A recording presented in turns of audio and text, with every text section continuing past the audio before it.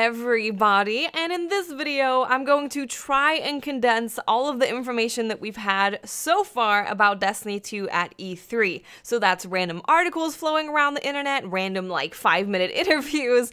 I'm gonna try and put everything that I can within this here video. Now in the background you are gonna be seeing some screenshots that maybe you've seen before, but also some brand new ones, especially the ones about the Arc Strider. This was from a press kit that was made specifically for E3, sent out to people. So hopefully you'll see some cool new things that you haven't seen before in the background while we go through all this stuff. So first, let's talk about ranked play in Destiny 2. Now, a lot of people thought that ranked play was going to be coming to Destiny 2 because Luke Smith specifically said there's a competitive mode and then there's a quick play mode. So automatically people thought competitive mode means ranked. Well, it was confirmed that ranked is not coming in the September launch of Destiny 2. Now, in the wording, it did say ranked will not be available in the September launch, which makes me think that there is a possibility and some hope that ranked play will come at some point in Destiny's future.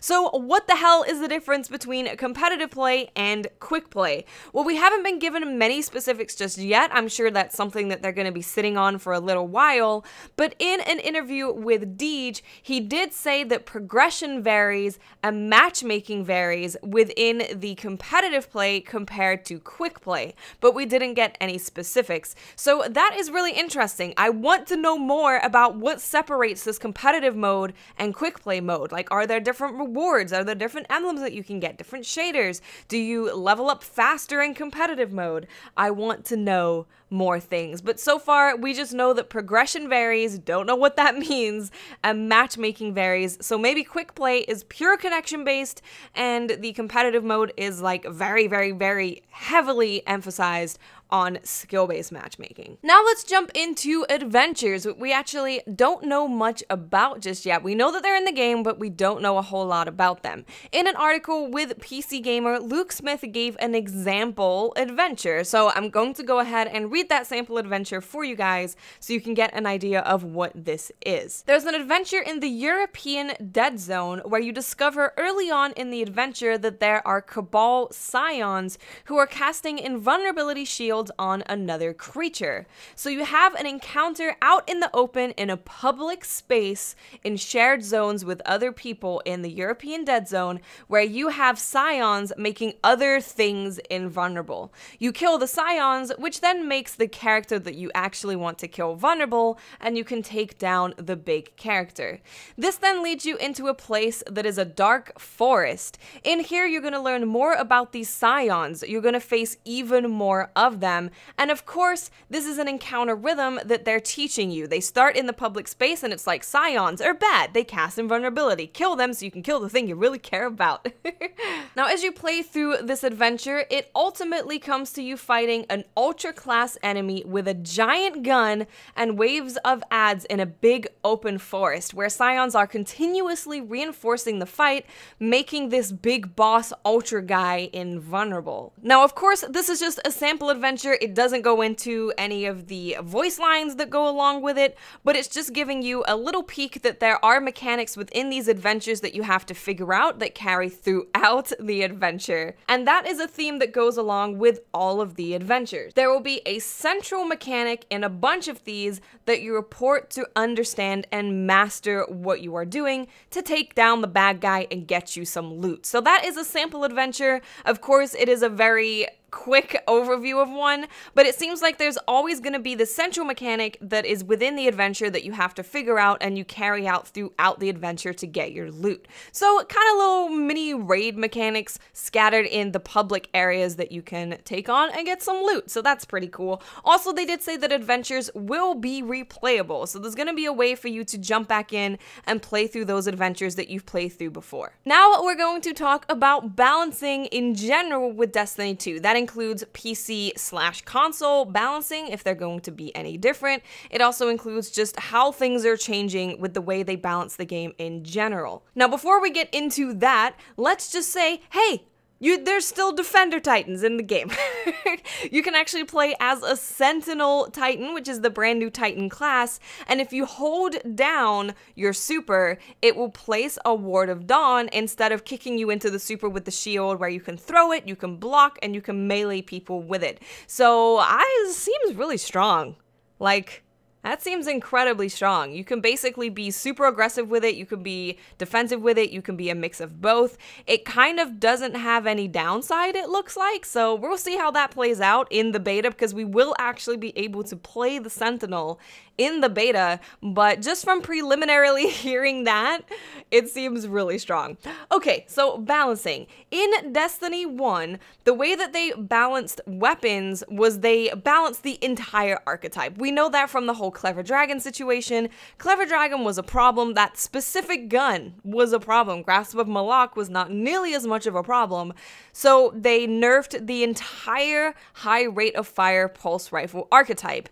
In Destiny 2, they're not gonna have to do that anymore. If there is a single weapon that is a problem, they have the ability to now go in and rebalance that one single weapon. I don't know what was stopping them from doing that before, but they have a completely new system now with balancing weapons and just the way that weapons are that makes it to where they can just rebalance one weapon that is a problem. Same thing goes with hand cannons. You know, there's a specific hand cannon archetype that is very, very, very strong, but all of the others are not strong at all. Nobody uses them ever. So when they just blanketly say, okay, all hand cannons have a 3-meter nerf in range, that also affects the really crappy hand cannons that nobody uses. In Destiny 2, that is not going to be the case anymore. They can zone in on those one things that are causing problems and actually balance it properly. So I'm very excited for that. It seems like it's going to be a much better game when it comes to balancing.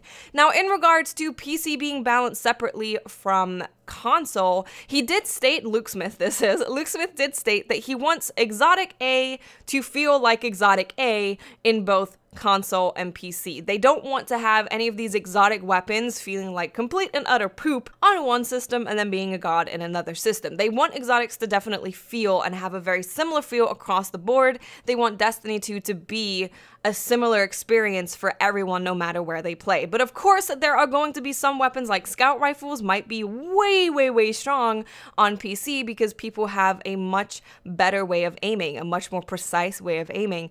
So they will be balanced separately when it comes to stuff like that. So you don't have to worry about scout rifles just Roman Supreme, and then console, they're like super crappy, so they don't ever balance out the scout rifles. So I'm excited for the way they're balancing this. Seems like it's going to be way better than in Destiny 1. Now let's go through the Sony exclusives really quickly because there are exclusives, we know that there would be. Starting out with the armor, each of the classes are going to get an exclusive Sony piece of armor. In my opinion, these do not look good. The hunter looks like some weird kind of bird thing. I don't know.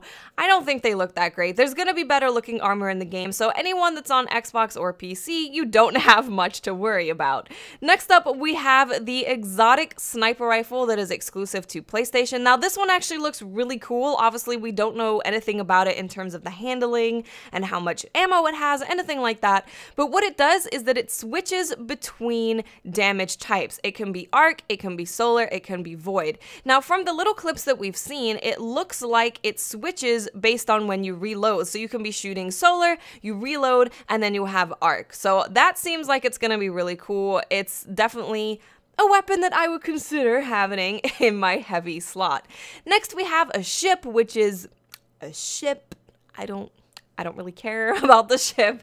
And then we also have an exclusive strike, which is going to take place on the European Dead Zone. And this exclusive strike is going to make you fight the Taken. Yes, the Taken are back in Destiny 2, and the exclusive strike will make you fight them. So, I don't know, maybe you don't want to fight the Taken, so you don't want the exclusive strike. And lastly, we have an exclusive Sony Crucible map that takes place on a Cabal warship. This could be good, it could be bad. Some have been good, like Icarus. I think Icarus is a very good map, but the other ones have been pretty damn poopy. Now, to end out this video, I want to give you guys some of the dates in case you're not aware of them. September 6th is the official release of Destiny 2 for consoles. They pushed it forward 2 days, and the reasoning for that is because they wanted it to have a worldwide midnight release everywhere. Now, some countries don't actually allow you to have midnight releases on some days. So that's the reason why they pushed it forward. I know people were very confused. I was very confused, but they want everyone in every country, no matter where you are, to be able to get it at midnight. So that is why it's coming out on September 6th. Now we have the beta coming up in July. It's going to be July 18th for Sony players if you pre-order. It's going to be July 19th for Xbox players if you pre-order, and then the open beta is July 21st. So very soon we have about a month, a little over a month, and then we get to just grind the hell out of it. All 3 subclasses are going to be playable, so that's super exciting. The PC release is coming out October 24th, so it's about a month behind. Sucks, but they want to make it perfect when it comes out, so hopefully it is perfect when it comes out. And then for the PC beta, it's going to be sometime in August. So I think that is all of the information. I don't know, there's probably something I'm missing. E3 is such a mess because there's just articles all over the place. The main stage never has any actual information about anything, so you have to scour the internet to find this info somewhere. But I hope you guys found this helpful and found something within this video that you didn't know already, or I hope you just enjoyed the screenshots of stuff you haven't seen before. Thank you guys so much for watching, and I will speak to you awesome people later. Bye.